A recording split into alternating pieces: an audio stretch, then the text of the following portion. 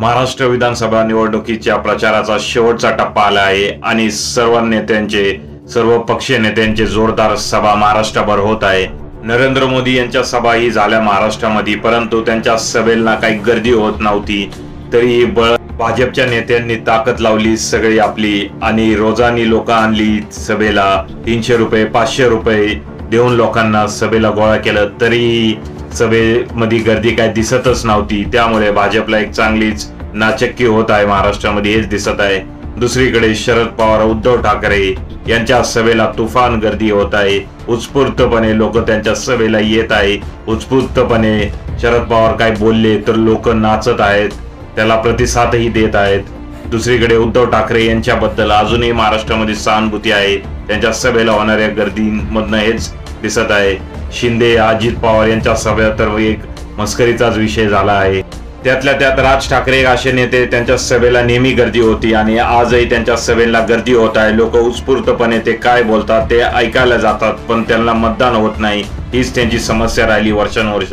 दुसरीकडे शरद पवार उद्धव ठाकरे यांच्यावर टीका करणं नरेंद्र मोदी यांनी टाळलं आहे। उद्धव ठाकरे यांच्यावर थोड्या प्रमाणात मोजक्या शब्दात थोडंफार काहीतरी बोलले आहेत मोदी, पण शरद पवार यांच्यावर ते काहीच बोलत नाही। लोकसभेला त्यांना अनुभव आलाय की या दोन नेत्यांवर टीका केली तर त्यांच्याच पक्षाच्या जागा वाढतात महाआघाडींच्या। त्यामुळे यावेळेस मोदी यांनी हाताची घडी आणि तोंडावर बोटच ठेवले। भाजपकडे खूप अंतर्गत सर्वे करणारे मोठमोठे टीम आहेत, त्याच टीमच्या सल्ल्यानुसार मोदी आजकाल वागत आहेत व महाराष्ट्रामध्ये जपून वागावं लागत आहे, हे त्यांच्या एकूण या सभेंमधनं दिसत आहेत।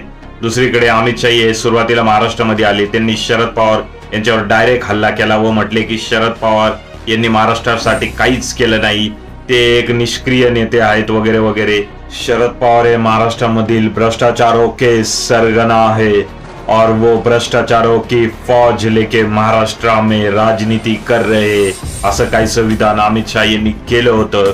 परंतु जे लोक शरद पवार गटामध्ये भ्रष्टाचारी होते, ज्यांच्यावर भ्रष्टाचाराचे आरोप होते, ते सगळे नेते अजित पवार यांच्या सोबत गेले व ते आज भाजप सोबतच महायुतीमध्ये सत्तेत आहेत। यावर शरद पवार यांनी त्यांना एका शब्दात गार केले की एक तडीपार झालेला माणूस आज माझं मोजमाप करत आहे, त्याला काय माहिती महाराष्ट्र काय आहे।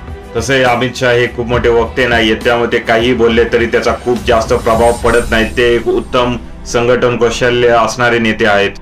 थोडक्यात महाविकास आघाडी सध्या जोरदार बॅटिंग करत आहे महाराष्ट्राच्या या विधानसभेच्या निवडणुकीमध्ये। त्यांच्या सभेलाही उत्स्फूर्तपणे गर्दी होत आहे।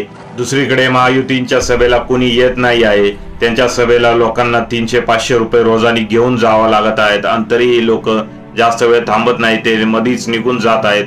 त्यामुळे महायुती समोर खूप मोठी समस्या निर्माण झाली आहे या निवडणुकीमध्ये आणि वातावरण हे सध्या महाविकास आघाडीच्या बाजूने आहे।